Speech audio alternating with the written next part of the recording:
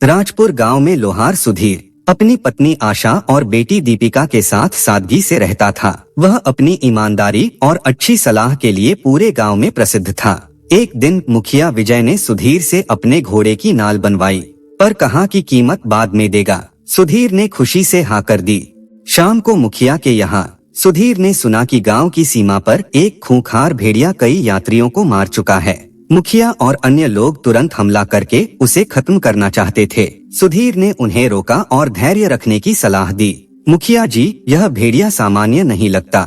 बिना योजना के जाना मौत को बुलावा देना है। हमें इंतजार करना चाहिए। मुखिया ने उसकी बात मान ली।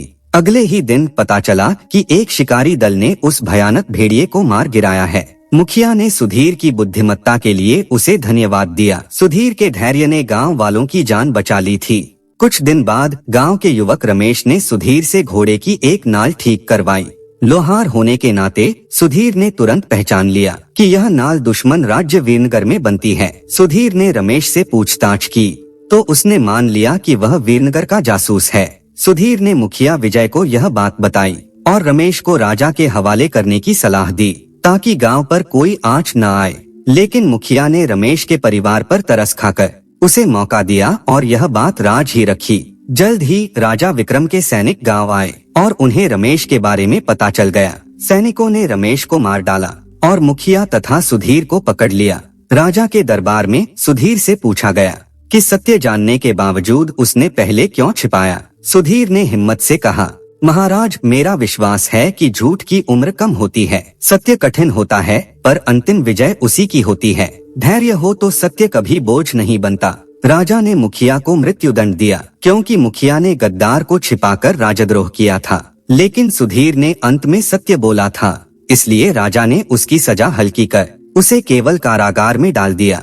कारागार में सुधीर की मुलाकात एक साधु से हुई जिसने भविष्यवाणी की, सुधीर, तुम लोहार जरूर हो पर तुम्हारे कर्म असाधारण हैं। तुम एक दिन सम्राट बनोगे, यह नियति है।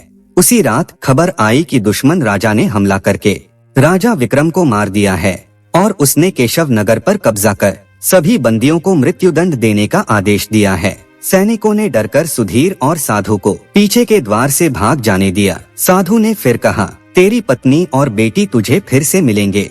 यह जंगल छोड़ तू उस दिशा में बढ़, नीति तेरा इंतजार कर रही है। सुधीर अपनी पत्नी और बेटी के साथ जंगल से बाहर निकल आया। रास्ते में एक व्यापारी ने छल से सुधीर को पानी लाने भेजकर उसकी पत्नी आशा को उठा लिया नौकरानी बनाने के लिए और उसकी बेटी दीपिका को डाकुओं ने ले लिया जो सिर्फ खाना बनवाने के लिए ले गए थे। सुधीर अकेला पड़ गया, लेकिन साधु की बात और सत्य पर विश्वास याद कर वह रोते हुए भी आगे बढ़ता रहा। लंबी यात्रा के बाद सुधीर एक विशाल राज्य किशनगढ़ पहुंचा।